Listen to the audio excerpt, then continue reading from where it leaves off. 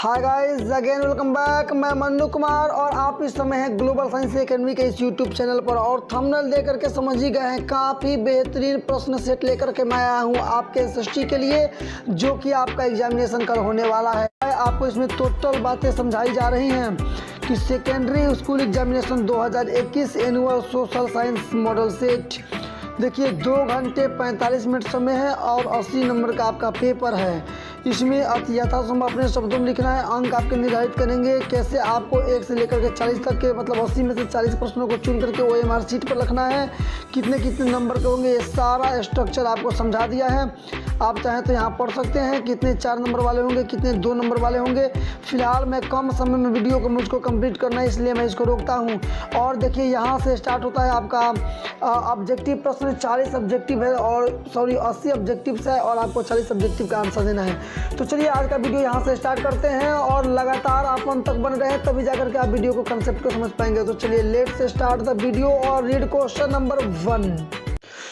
तो इस प्रकार से सेक्शन ए आपका खुल चुका है और आप ऊपर देख पा रहे हैं प्रश्न संख्या 1 से लेकर के 80 तक प्रश्नों के 4 विकल्प दिए गए हैं, जिनमें से एक विकल्प सही है। प्रत्येक प्रश्न के लिए 1 अंक निर्धारित है। अपने द्वारा चुने गए विकल्प को OMR शीट पर चिन्हित करें।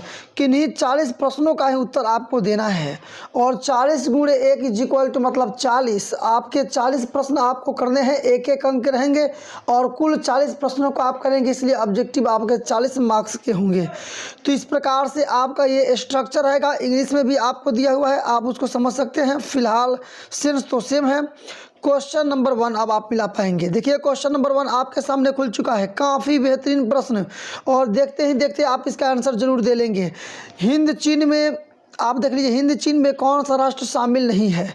वियतनाम, लाओस, कंबोडिया, ये आपके 3 देश शामिल हैं और तीनों को मिलाकर के हिंद चीन कहा जाता था, इसलिए चीन को हम लोग केवल ऑप्शन आपका सी रहेगा, ये आपका हिंद चीन में नहीं था। तो क्वेश्चन नंबर 1 का ऑप्शन सी आपका करेक्ट रहेगा। क्वेश्चन नंबर 2 को भी आप देख पा रहे होंगे। क्वेश्चन नंबर 2 आपके स्क्रीन पर दिखाई दे रहा है। क्वेश्चन नंबर 2 बोल रहा है कि वियना कांग्रेस कब हुआ था। क्वेश्चन नंबर 2 आपका बोल रहा है कि वियना कांग्रेस कब हुआ था।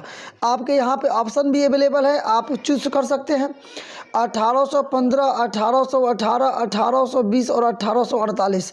फिलहाल आपका इसमें का सही आंसर रहेगा नंबर ए, 1815। तो क्वेश्चन नंबर 2 का आंसर हो गया नंबर ए।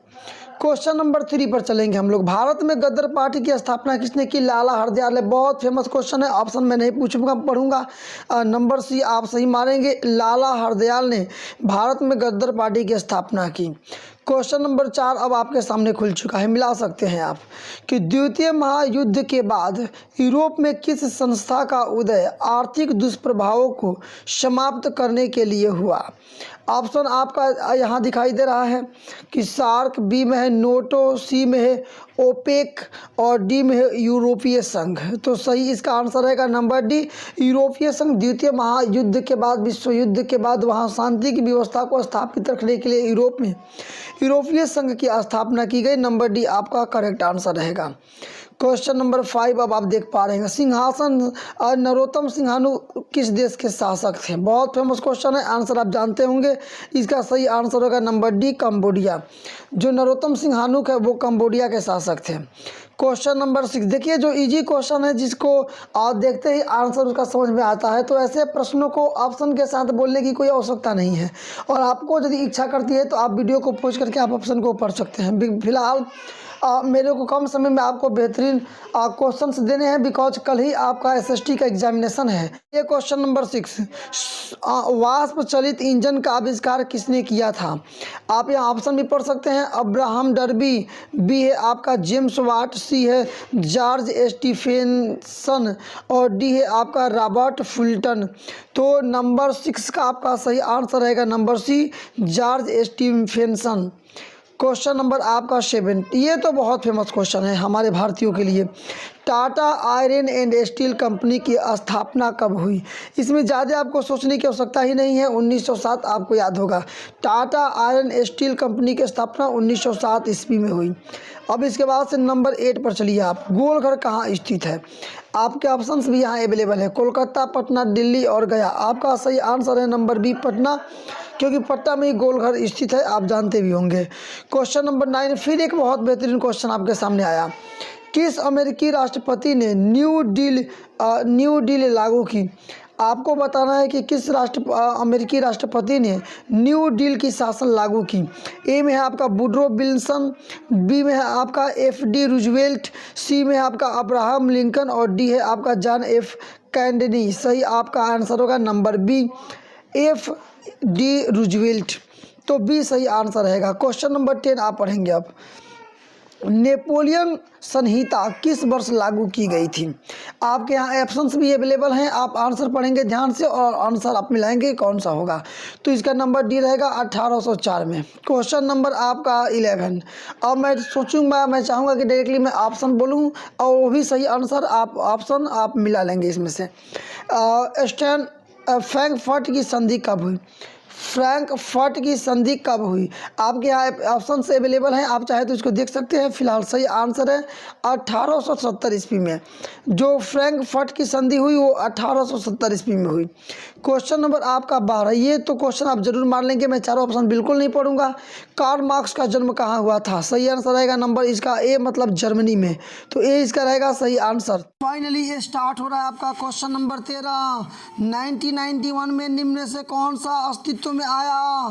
तो आप जान लीजिए 1921 ईस्वी में भी लेनिन के द्वारा नई आर्थिक नीति लागू की गई थी, लेकिन 1991 में भी नई आर्थिक नीति का लागू हुई थी। नंबर सी आपका सही आंसर रहेगा। क्वेश्चन नंबर आपका 14। इनमें कौन आर्थिक क्रियाओं को प्राथमिक क्षेत्र से संबंधित नहीं है? नंबर सी आपका सही आंसर रहेगा खनन, क्योंकि बाकी के सभी प्राथमिक क्षेत्र से संबंधित हैं। क्वेश्चन नंबर आपका 15 देख लीजिएगा। जमशेदपुर, दुर्गापुर, भिलाई, सलेम इत्यादि उद्योग किस उद्योग के लिए केंद्र है? तो आयरन एंड स्टील कंपनी, आप टिस्को का नाम आप सुने ही होंगे। नंबर सी आपका सही आंसर रहेगा iron and steel. Question number आपका 16। क्वेश्चन नंबर 16 आपका ध्यान किधर है? ध्यान दीजिएगा इधर। प्रति व्यक्ति आय क्या है? औसत आय है, क्योंकि देश की कुल राष्ट्रीय आय में देश की जनसंख्या से भाग देते हैं तो और एवरेज निकलता है आय का, उसी को प्रति व्यक्ति आय बोलते हैं। नंबर बी आपका सही आंसर रहेगा। क्वेश्चन नंबर 17 आपका स्टार्ट हो रहा है कि राष्ट्रीय विकास परिषद का गठन कब हुआ? सही आंसर होगा 17। क्वेश्चन नंबर 17 का सी, मतलब राष्ट्रीय विकास परिषद का गठन 1952 ईस्वी में किया गया। क्वेश्चन नंबर 18 बांग्लादेश की मुद्रा क्या है? टका, आप जानते हैं। नंबर डी आपका सही आंसर रहेगा। बांग्लादेश का मुद्रा है टका। क्वेश्चन नंबर 19 आपका रहेगा राष्ट्रीय आय का अर्थ क्या है? नंबर डी आपका सही आंसर रहेगा उत्पादन के साधनों पर की आय। उत्पादन के साधनों की आय मतलब किसी भी देश में किसी विशेष समय में उत्पादित की गई कुल वस्तुओं के मौद्रिक रूप उद्देश्य के राष्ट्रीय आय कहते हैं। नंबर डी आपका सही आंसर रहेगा उत्पादन के साधनों का आय। क्वेश्चन नंबर आपका स्टार्ट होगा 20। क्वेश्चन नंबर 20 कम समय में अधिक से अधिक प्रश्नों को देना है। फटाफट सुनिए, टाइम नहीं है मेरे पास, नहीं आपके पास, आपको एग्जामिनेशन की तैयारी करनी है। जिस प्रकार से आपने मैथमेटिक्स में धूम धड़ाका मचा करके आया और जिस प्रकार से साइंस में आपने हमारे सेट को पढ़ने के बाद ज़बरदस्त कंडीशन को अचीव किया, आपको SST में भी वही काम करना होगा। फटाफट देखिए, मैं धड़ाधड़ क्वेश्चन का हल बता रहा हूँ, सही सही आंसर बता रहा हूँ। भारत में उपभोक्ता संरक्षण कानून कब लागू किया गया? 1986 ईस्वी में। नंबर बी सही आंसर रहेगा। क्वेश्चन नंबर 41 भूमि विकास बैंक द्वारा किस प्रकार का ऋण प्रदान किया जाता है? केवल दीर्घकालीन ऋण। नंबर सी आपका सही आंसर रहेगा। क्वेश्चन नंबर 22 भारत में किस प्रकार की अर्थव्यवस्था है? मिश्रित अर्थव्यवस्था। भारत में मिश्रित अर्थव्यवस्था, हमेशा याद रखिएगा, सी नंबर आपका सही आंसर। क्वेश्चन नंबर आपका 23 नागा अर्जुन सागर परियोजना संबंधित है किस नदी से? तो आप जानते हैं कि कृष्णा नदी पर यह परियोजना बनाई गई है, तो इसलिए नंबर डी आपका सही आंसर रहेगा। क्वेश्चन नंबर आप 26 दिसंबर 2004 को किस भाग में सुनामी आया था? डी नंबर सही आंसर रहेगा बंगाल की खाड़ी। क्वेश्चन नंबर आपका 25 संचार व्यवस्था के बाधित हो जाने का प्रमुख कारण क्या है? सही आंसर है केबल का टूट जाना। देखिए अलग अलग मॉडल पेपर्स में या क्वेश्चन आप बैंक में आपको अलग अलग आंसर मिलेंगे इसके, लेकिन आपको कंफ्यूज नहीं होना है। विश्वास रखिए, आपको मैं बेहतर अंक दिला करके ही मानूंगा। तो नंबर ए आपका सही आंसर रहेगा केबल तार का टूट जाना। क्वेश्चन नंबर आपका 26 बाढ़ क्षति पहुंचाती है किसको? तो फसलों को, पशुओं को, भवनों को, सबको क्षति पहुंचाती है। नंबर डी आपका सही आंसर रहेगा उपरोक्त सभी। क्वेश्चन नंबर आपका 27, स्वर्णिम चतुर्भुज संबंधित है किससे? तो सड़क मार्ग से, नंबर बी आपका सही आंसर रहेगा। क्वेश्चन नंबर इसके बाद से 28, बाढ़ के समय कहाँ जाना चाहिए? तो उच्च भूमि पर, मतलब नंबर आपका सी रहेगा सही आंसर। तो 28 का नंबर सी। क्वेश्चन नंबर आपका 29, क्या है ये? इनमें से कौन क्षेत्रीय राष्ट्रीय दल है? तो जदयू मतलब जनता दल यूनाइटेड, जो कि हमारे माननीय मुख्यमंत्री नीतीश कुमार के द्वारा संचालित किया जाता है, जनता दल यूनाइटेड। आप इसमें सी सही। क्वेश्चन नंबर 30 को अब ध्यान से आप पढ़ेंगे। क्वेश्चन नंबर 30 बोल रहा है कि पंचायत के चुनाव कौन करवाता है? सही आंसर है आपका नंबर सी, राज्य चुनाव आयोग। यही पंचायत में चुनावी व्यवस्था को बनाए रखते हैं या बेहतर ढंग से कराते हैं। क्वेश्चन नंबर आपका 31, भारत के किस राज्य से पंचायती राज व्यवस्था की शुरुआत हुई? देखिए, सबसे पहले बस सर्विस की बात करें या सबसे पहले सूचना आयोग की बात करें या चुनाव राष्ट्रीय पंचायती दल व्यवस्था की बात करें, राजस्थान से यह स्टार्ट हुआ था। इस बात को याद रखिएगा, इसलिए नंबर डी आपका सही आंसर। क्वेश्चन नंबर आपका 31 कि वर्ष 1975 में भारतीय राजनीति किस लिए जाना जाता है? तो सही इसका आंसर है 32 का नंबर सी, मतलब देश में आंतरिक आपातकाल लागू हुआ था सन 1975 ईस्वी में। क्वेश्चन नंबर आपका 33, प्रश्न संख्या 33, ताड़ी विद्रोह आंदोलन किस प्रांत से स्टार्ट हुआ? तो यह आंध्र प्रदेश, मतलब सी आपका सही आंसर रहेगा। क्वेश्चन नंबर आपका रहेगा अब 34, धर्म को समुदाय का मुख्य आधार कौन मानता है? सांप्रदायिक। जब भी धर्म के कारण भाषावाद या क्षेत्रवाद की बात करें, सांप्रदायिकता को आप मारेंगे सही आंसर। तो सांप्रदायिकता का सांप्रदायिक लिखा है, नंबर ए आपका सही आंसर रहेगा। क्वेश्चन नंबर 35, सत्ता में साझेदारी होना जरूरी है क्योंकि जान लीजिए यह क्या करता है? आपसी टकराव को कम करता है, नंबर डी इसका सही आंसर रहेगा। नीचे आएंगे, देखिए लिख रहा है विभिन्न समुदाय के बीच टकराव कम करता है, डी सही आंसर रहेगा। क्वेश्चन नंबर इसका 36 मिलाइए, नेपाल में सप्तदलीय गठबंधन का मुख्य आधार क्या था? तो लोकतंत्र की स्थापना, नंबर बी आपका सही आंसर रहेगा।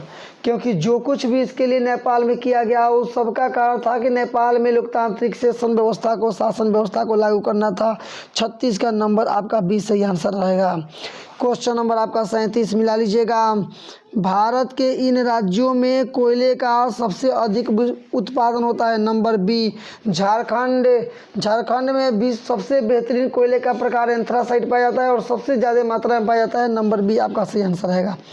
क्वेश्चन नंबर आपका 38, सौर ऊर्जा के उत्पादन के लिए सर्वाधिक उपयुक्त राज्य कौन सा है? राजस्थान। चूंकि वहाँ धूप सबसे तेज होता है, बलुआ एरिया, इसलिए वहाँ जगह भी खाली और धूप भी तेज होता है, इसलिए राजस्थान सौर ऊर्जा के उत्पादन के लिए सबसे उपयुक्त जगह है, सबसे उपयुक्त प्रांत है। क्वेश्चन नंबर आपका आप चलेगा 39, बिहार की पहली नदी घाटी परियोजना क्या है? सोन नदी घाटी परियोजना बिहार में सबसे पहले बनाई गई, नंबर डी आपका सही आंसर रहेगा। Question number 40, Sundarban tiger reserve कहाँ है? तो जानते हैं पश्चिम बंगाल में गंगा और ब्रह्मपुत्र नदी के संगम के कारण बनने वाले डेल्टा को ही सुंदरबन कहते हैं, नंबर ए आपका सही आंसर रहेगा नंबर 40 का। इस प्रकार से हम लोगों ने 50% प्रश्नों को कर लिया, जो 80 में से 40 प्रश्नों का आंसर आपको देना है। आप इन्हीं 40 प्रश्नों का उत्तर दे लेंगे, आपका 40 में 40 सही हो जाएगा। फिलहाल मैं आपको बड़ी तैयारी के लिए तैयार कर रहा हूं, इसलिए आगे के भी क्वेश्चंस को मैं जरूर जिक्र करूंगा। नंबर 41, भारत में सबसे लंबा बांध कौन सा है? भारत में सबसे लंबा बांध कौन सा है? बांध। तो क्वेश्चन नंबर 42, कौन प्राथमिक ऊर्जा का स्रोत नहीं है? विद्युत, क्योंकि इनका उपयोग बहुत वर्षों से हो रहा है और विद्युत का उपयोग विगत कुछ वर्षों से शुरू हुआ है, नंबर बी आपका सही आंसर रहेगा। क्वेश्चन नंबर आपका 43, पूर्व मध्य रेलवे का मुख्यालय कहाँ है? तो ये मध्य पूर्व रेलवे जो है, जो पूर्व मध्य रेलवे है, ये बिहार में इसके अधिकांश भाग आते हैं, तो बिहार के हाजीपुर में इसका मुख्यालय है, नंबर डी सही आंसर रहेगा। क्वेश्चन नंबर आपका 44, चावल क्या है? खरीफ फसल, नंबर ए सही आंसर रहेगा। क्वेश्चन नंबर 45, इनमें कौन निजी क्षेत्र की कंपनी है? से आपका नहीं है, सी आपका सही आंसर रहेगा। निजी क्षेत्र की कंपनी सेल नहीं है। नंबर 46 आपका कौन खनिज कोडरमा से संबंधित है? सही आंसर है नंबर बी, मतलब अब्रक। क्वेश्चन नंबर आपका 47, ऑपरेशन फ्लड का दूसरा नाम क्या है? श्वेत क्रांति, नंबर सी आपका सही आंसर रहेगा 47 का। क्वेश्चन नंबर 48, लीची के उत्पादन के लिए बिहार में कौन से जिले प्रसिद्ध है? हाजीपुर की लीची सबसे ज़्यादा प्रसिद्ध है, मिलाइए, हाजीपुर नंबर डी में है। सॉरी, मुजफ्फरपुर और वैशाली, मुजफ्फरपुर की लीची और वैशाली की लीची प्रसिद्ध है, नंबर डी आपका सही आंसर रहेगा। क्वेश्चन नंबर 49 अब मिला लेंगे आप। देखिए क्वेश्चन नंबर 49, आय तथा उपभोग के अंतर को क्या बोलते हैं? बचत। बचत कहलाता है। कोई भी व्यक्ति जितना कमाता है उसमें से उसके कुल खर्च को घटा लेते हैं तो बचत निकल जाता है, नंबर आपका सी सही आंसर रहेगा। क्वेश्चन नंबर 50, इनमें कौन व्यापारिक बैंक जमा का प्रकार नहीं है? मतलब किस प्रकार की राशि व्यवसायी बैंक जमा नहीं लेता है? सही इसका आंसर रहेगा नंबर 50 का सी, मतलब अधिविकर्ष, तो सी सही आंसर रहेगा। क्वेश्चन नंबर इसके बाद से आपका 51, पूंजी बाजार में किस प्रकार के ऋण का लेन देन होता है? सही आंसर है इसका क्या? तो 51 का सही आंसर है नंबर बी, दीर्घकाल, केवल दीर्घकाल में ही लेन देन होता है। नंबर आपका 52, किसने कहा कि ग्राहक हमारी दुकान का सबसे महत्वपूर्ण व्यक्ति है, वह हम पर निर्भर नहीं है, हम उन पर निर्भर है? महात्मा गांधी, नंबर सी सही आंसर रहेगा। क्वेश्चन नंबर आपका आता है अब इसके बाद से 53, इनमें से कौन गैर आर्थिक संरचना आधारभूत संरचना का घटक नहीं है? सी सही आंसर रहेगा। तो इस प्रकार से नंबर 53 का सही आंसर हो गया नंबर सी। क्वेश्चन नंबर 54 पर माइंड को अब आप लगाइए और आपका कंसेप्ट क्लियर होना चाहिए। नंबर 54, इनमें से ऊर्जा का गैर पारंपरिक स्रोत क्या है? ज्वारीय ऊर्जा, पवन, ये ज्वारीय ऊर्जा सही आपका आंसर रहेगा क्योंकि इनका उपयोग लंबे वर्षों से हो रहा है और ज्वारीय ऊर्जा की खोज तुरंत कुछ विगत वर्षों में की गई है, इसलिए ये आपका सही आंसर रहेगा, गैर पारंपरिक स्रोत है। क्वेश्चन नंबर आपका 55, और जानते हैं गोंडवाना समूह का कोयला है वो 20 लाख वर्ष पुराना है, और यही क्वेश्चन बोल रहा है कि गोंडवाना समूह का जो कोयला है वह कितने वर्ष पूर्व इसका निर्माण हुआ? सही आंसर रहेगा नंबर बी, 20 लाख वर्ष पूर्व। क्वेश्चन नंबर आपका 56, निम्न में कौन एक खरीफ फसल है? चावल, नंबर ए आपका सही आंसर रहेगा, चावल ए सही आंसर रहेगा। क्वेश्चन नंबर इसके बाद से आपका रहेगा क्या? तो 57, इनमें से कौन रेशेदार फसल नहीं है? सही आंसर रहेगा नंबर सी, गन्ना, क्योंकि कपास से भी सूत काटा जाता है, जूट से भी, और सन या सन से भी सूत काटा जाता है, केवल एक गन्ना है जिससे सूत नहीं काटा जाता है, इसलिए सी आपका सही आंसर रहेगा। क्वेश्चन नंबर इसके बाद से 58 आप मिला सकते हैं कि कांडला आर्थिक विशेष क्षेत्र कहाँ स्थित है? ध्यान दीजिएगा, कांडला आर्थिक विशेष क्षेत्र कहाँ स्थित है? आंसर है आपका महाराष्ट्र, गुजरात, केरल, पश्चिम बंगाल। सही आंसर रहेगा नंबर बी, मतलब गुजरात। तो इस प्रकार से सही आंसर होगा कि कांडला विशेष आर्थिक क्षेत्र गुजरात में स्थित है, नंबर बी आपका सही आंसर। क्वेश्चन नंबर, गुटेनबर्ग का जन्म कहाँ हुआ था? जर्मनी में, आप जानते हैं, नंबर बी आपका सही आंसर। 59 का भी। 60 देखिए, इंग्लैंड में मुद्रण कला की शुरुआत किसने की थी? ये भी आप जानते हैं। 60 का आंसर कि इंग्लैंड में मुद्रण कला की शुरुआत कैक्सटन के द्वारा की गई थी, नंबर बी आपका सही आंसर होगा कि कैक्सटन ने ही मुद्रा की शुरुआत की थी। और केवल 20 क्वेश्चन, जी हाँ दोस्तों, बहुत बेहतरीन, आपने सुना, केवल 20 ऑब्जेक्टिव प्रश्नों को कहीं केवल अब कवर करना है। मिला सकते हैं आप नंबर 61 कि 1917 में पहली मतलब रूसी क्रांति किस नाम से जानी जाती है? तो आप जानते हैं कि इसको हम लोग बोलते हैं क्या? तो इसको हम लोग बोलते हैं अक्टूबर की क्रांति। मतलब देखिए, हुई थी ये 17 नवंबर को, लेकिन रूसी क्रांति के रूसी कैलेंडर के अनुसार वो अक्टूबर का महीना था, इसलिए अक्टूबर क्रांति कहते हैं। तो नंबर सी आपका सही आंसर रहेगा, इसको बोलते हैं अक्टूबर क्रांति। क्वेश्चन नंबर 62, लाल सेना का गठन किसने किया? ट्राटस्की ने। ऑप्शन मिला लेंगे, सी आपका सही आंसर है, क्योंकि ट्राटस्की के द्वारा ही लाल सेना की गठन की गई थी। नंबर आपका 63, ऑल इंडिया मुस्लिम लीग की स्थापना कब की गई थी? तो इसके लिए ये तो बहुत ही फेमस क्वेश्चन है, 1906 में, जिसको मुस्लिम लीग की स्थापना भी बोलते हैं। तो ऑल इंडिया मुस्लिम लीग की स्थापना सन 1906 में की गई थी, बी नंबर आपका सही आंसर रहेगा। क्वेश्चन नंबर आपका 64, जी हाँ भाइयों, बहुत बेहतरीन, आपने सुना। क्वेश्चन नंबर 64 कह रहा है कि तख्त श्री हजरत मंदर जी साहिब कहाँ स्थित है? सही इसका आंसर रहेगा नंबर ए, पटना में। पटना में ही तख्त श्री हरमंदर जी साहिब का मंदिर स्थित है, इसलिए नंबर ए आपका सही आंसर रहेगा। क्वेश्चन नंबर आपका 65, सिपाही विद्रोह कब हुआ? बहुत ही महत्वपूर्ण प्रश्न। सिपाही विद्रोह कब हुआ? नंबर बी 1857 में। तो सिपाही विद्रोह 1857 में हुआ, ये आपको याद करना रखना होगा। अगला क्वेश्चन, श्वेत क्रांति का संबंध अर्थव्यवस्था के किस क्षेत्र से है?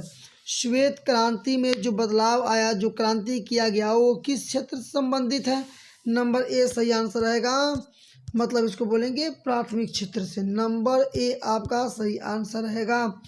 क्वेश्चन नंबर इसके बाद से 67, बिहार दिवस कब मनाया जाता है? जी तो बिल्कुल आप जानते हैं, क्योंकि 22 मार्च सन 1912 ईस्वी को बिहार जो है वो पश्चिम बंगाल से अलग हुआ था, बंगाल से अलग हुआ था, इसलिए 22 मार्च को हर एक वर्ष बिहार दिवस मनाया जाता है। नंबर बी आपका सही आंसर।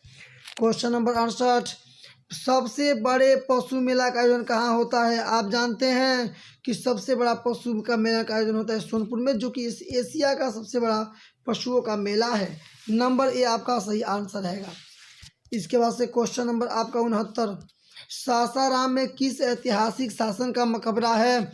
नंबर बी सही आंसर है, औरंगजेब, क्योंकि सासाराम में औरंगजेब का ही मकबरा है। बी आपका सही आंसर रहेगा। Question number 17, flying shuttle machine का आविष्कार किसने किया? सही इसका आंसर रहेगा नंबर बी, जॉन के ने, मतलब जॉन के द्वारा फ्लाइंग शटल मशीन का आविष्कार किया गया। नंबर बी आपका सही आंसर रहेगा। इस प्रकार से केवल और 10 क्वेश्चन बचे हुए हैं, बिल्कुल सीरियस होने की आवश्यकता है आपको, बेहतर सीरियस ढंग से पूरे और 10 प्रश्नों का हल जान लीजिए। कह रहा है कि दुर्गापुर स्टील प्लांट्स किस राज्य में स्थित है? सही इसका आंसर हो जाएगा, मतलब 71 का सी, मतलब पश्चिम बंगाल में आपका है क्या? Durgapur steel plant. तो सी सही आंसर रहेगा। क्वेश्चन नंबर आपका 72, सेडान का युद्ध कब हुआ? ये तो बहुत फेमस क्वेश्चन, सब लोग जानते हैं, 1870 में। नंबर बी आपका सही आंसर रहेगा। क्वेश्चन नंबर आपका 73, मतलब हिकेल क्या था? तो एक दार्शनिक था, तो नंबर सी आपका सही आंसर रहेगा, मतलब हिकेल एक दार्शनिक था। क्वेश्चन नंबर आपका 74, मार्च 1946 में फ्रांस और वियतनाम के बीच होने वाले समझौता को किस नाम से जानते हैं? मतलब मार्च 1946 में फ्रांस और वियतनाम के बीच जो समझौता हुआ, उस समझौता को किस नाम से जाना गया? सही आंसर आता है, इसको बोलते हैं होनोई समझौता। तो इसको याद रखिएगा, सब्जेक्टिव में भी काम करेगा कि फ्रांस और वियतनाम के बीच होनोई समझौता हुआ था। फिलहाल according to the question number 74 का भी सही आंसर है होनोई समझौता। क्वेश्चन नंबर आपका 75 मिला सकते हैं, बंगाल विभाजन कब निरस्त किया गया? तो 75 का सही आंसर होगा नंबर बी 1911 में, और फाइनली 1912 में विभाजन कर भी दिया गया। नंबर बी आपका सही आंसर रहेगा। नंबर 76, किस कंपनी तरंग की गहनता सबसे कम होती है?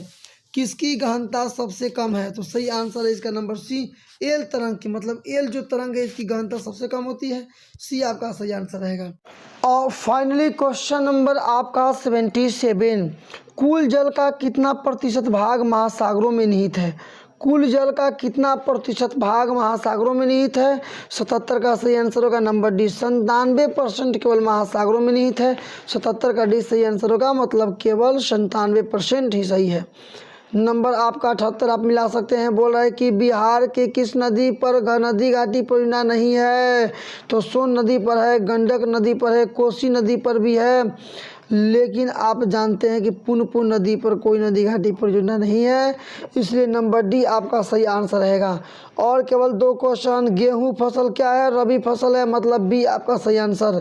क्वेश्चन नंबर अब 80 और ऑब्जेक्टिव का लास्ट, इस साल का आपका लास्ट। अब आपको इसके बाद सब्जेक्टिव क्वेश्चंस नहीं पढ़ने हैं। एसएसटी के अंतर्गत बलवंत राय मेहता समिति का संबंध किस से है? इनमें से किससे है? मतलब पंचायती राज व्यवस्था से। बी आपका सही आंसर रहेगा, मतलब केंद्र राज्य संबंध से इसका कोई मतलब नहीं है, वित्तीय स्वास्थ्य से कोई मतलब नहीं है, संघीय स्वास्थ्य से कोई मतलब नहीं है, और केवल इसका मतलब है रिलेशनशिप है पंचायती राज व्यवस्था से। इस प्रकार से विद्यार्थियों काफ़ी छोटे समय में, कम समय में आपने 80 प्रश्नों का ऑब्जेक्टिव का 100% सही मार्क्स चाहना, यदि आप इस 80 प्रश्नों को आप कंप्लीट कर लेते हैं तो आपको सफलता, मतलब लगभग 30 से 35 प्रश्नों को आप इसके अंतर्गत जरूर सही टिक कर देंगे। तो इस प्रकार से ऑब्जेक्टिव समाप्त हुआ। अब कुछ स्ट्रक्चर हम लोग देख लेंगे सब्जेक्टिव का, ये दिखाते हैं आपको। इसके लिए मैंने ऊपर ही आपको प्रश्न का स्ट्रक्चर मैंने समझा दिया है, एक बार और मैं दिखाता हूँ। इतिहास आया है आपका, तो देखिए प्रश्न संख्या 1 से 6 तक लघु उत्तरीय प्रश्न है। इनमें से 6 में से 3 ही का केवल उत्तर देना है। आप मिला सकते हैं, क्या बोल रहा है। पहला, राष्ट्रवाद की परिभाषा दीजिए। क्रांति के पूर्व रूस में किसानों की क्या स्थिति थी, दांडी यात्रा को आपको समझाना है। क्वेश्चन नंबर 4 पर चलेंगे। गुटेनबर्ग ने मुद्रण कला का विकास या मुद्रण यंत्र का विकास कैसे किया। नंबर 5 आपका भूमंडलीकरण से आप क्या समझते हैं। और नंबर 6वां इसका लास्ट कि all India trade union Congress की स्थापना कब हुई। तो क्वेश्चन नंबर 6 समाप्त। अब दीर्घ उत्तरीय पर हम लोग चलेंगे, लॉन्ग आंसर टाइप क्वेश्चन। 7 और 8 में 2 क्वेश्चन है, केवल एक का आंसर देना है। तो ये 4 नंबर का है। पहला आपका 7वां है कि उपनिवेशवाद से आप क्या समझते हैं, किस प्रकार औद्योगिकरण ने उपनिवेशवाद को जन्म दिया। और नंबर आपका 8वां है कि रूसी क्रांति के कारकों की विवेचना करें। तो इस प्रकार से आपके दीर्घ उत्तरीय भी समाप्त हो गए और आपको इतिहास की पढ़ाई आपकी कंप्लीट हुई। अब हम लोग चलते हैं राजनीतिक शास्त्र में। देखिए क्या बोल रहा है। यहाँ भी वही सेम प्रोसेस है कि 9 से 12 तक प्रश्न है और किन्हीं 2 प्रश्नों का उत्तर देना है। प्रत्येक प्रश्न के लिए 2 अंक निर्धारित है। केवल 2 प्रश्नों का उत्तर देना है। पहला, बिहार में छात्र आंदोलन के प्रमुख कारण क्या थे। और आपका 10वां, सांप्रदायिकता और धर्मनिरपेक्षता में क्या अंतर है। नंबर आपका 11, ग्राम पंचायत के 2 कार्य को बताइए। नंबर 12, सत्ता की साझेदारी से आप क्या समझते हैं। इस प्रकार से लघु उत्तरीय क्वेश्चन समाप्त हुआ राजनीतिक शास्त्र का। अब इसके केवल 2 क्वेश्चन आएंगे, एक का आंसर देना है। नंबर आपका 13, गठबंधन की राजनीति में कैसा लोकतंत्र प्रभावित होता है, किस प्रकार से लोकतंत्र प्रभावित होता है। और नंबर 14, भारत में जातिवादी पनपने के 4 कारणों का उल्लेख करें। तो इस प्रकार से ये समाप्त होता हुआ राजनीतिक शास्त्र के प्रश्न भी। अब अर्थशास्त्र पर आप आ जाएंगे। पहले लघु उत्तरीय प्रश्नों को आप देखिएगा, 15 से 18 तक है प्रश्न। इसमें से केवल 2 प्रश्नों का उत्तर देना है और 2 अंक निर्धारित है। पहला, अर्थव्यवस्था को परिभाषित कीजिए। पहला का मतलब 15। 16 नंबर मतलब मौद्रिक प्रणाली क्या है। 17 नंबर मतलब उदारीकरण क्या है। 18 नंबर मतलब बाह्य स्रोती की परिभाषा दीजिए। क्वेश्चन नंबर ये आपका समाप्त हुआ। इसमें से केवल 2 प्रश्नों का उत्तर देना है। अब देखिए क्वेश्चन नंबर क्या बोल रहा है कि 19 से 20 तक दीर्घ उत्तरीय है, किन्हीं एक प्रश्नों का ही उत्तर देना है। पहला, सहकारिता के महत्वपूर्ण तत्व क्या है और राज्य के विकास में इसकी क्या भूमिका है। नंबर 19 का आंसर आप लिख लीजिएगा। नंबर 20 देखिए, आर्थिक विकास क्या है, आर्थिक विकास और आर्थिक वृद्धि में अंतर बताएं। क्वेश्चन नंबर ये आपका समाप्त हुआ। अब हम लोग आते हैं भूगोल पर और ये आपका लास्ट पार्ट रहेगा एसएसटी का, मतलब सामाजिक विज्ञान का। तो स्टार्ट करते हैं इसकी स्टडी। हम लोग 21 से 26 तक 5 प्रश्न है, 5 में से 3 ही का उत्तर देना है। नंबर आपका 21, बिहार के प्रमुख नदी घाटी परियोजनाओं के केवल नाम लिख देना है। 22, भारतीय कृषि की निम्न उत्पादकता के 2 कारणों को केवल बताना है। नंबर आपका 23, संचारण को परिभाषित कीजिए। नंबर 24, सतत विकास से आप क्या समझते हैं। नंबर आपका 25, वायु परिवहन के 2 किन्हीं विशेषताओं को लिखें। 26, परमाणु शक्ति के लिए किन खनिजों की आवश्यकता होती है। 26 के बाद सब केवल इसके दीर्घ उत्तरीय प्रश्न और इसके बाद से पेपर समाप्त। प्रश्न संख्या 27 से लेकर के 28 तक मतलब 2 प्रश्न दीर्घ उत्तरीय है, केवल एक प्रश्न का उत्तर देना है। पहला, मृदा संक्षारण पर संक्षिप्त टिप्पणी लिखिए। नंबर 28 आपका कि भारतीय अर्थव्यवस्था में परिवहन और संचार का महत्व बताना है। तो इस प्रकार से भूगोल भी कंप्लीट। अब केवल आपदा प्रबंधन आ रहा है। 1900 लेकर के 32 तक मतलब 4 प्रश्न है, केवल 2 प्रश्नों का उत्तर देना है। नंबर 29 है सुनामी से आप क्या समझते हैं, सुनामी को परिभाषित कीजिए। नंबर 30 है कि बाढ़ को नियंत्रित करने के लिए किन्हीं 2 उपायों को लिखें।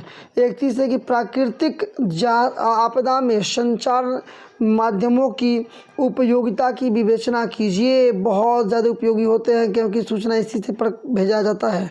नंबर आपका 32, आग से पीड़ित व्यक्ति के लिए प्रथम उपचार क्या है। नंबर 32 के बाद से फाइनली आपका ये पेपर समाप्त हो चुका और आपने इसमें पूरी तरह से सब्जेक्टिव की भी तैयारी की। इसी पैटर्न पर आपके क्वेश्चंस रहेंगे और ऑब्जेक्टिव के 80 प्रश्न और उनके आंसर आपने जाना। अब आप बेहतरीन ढंग से यदि इसका अनुसरण करते हैं तो आपको सफलता जरूर मिलेगी। इस प्रकार से आज का वीडियो यहीं तक समाप्त होता है।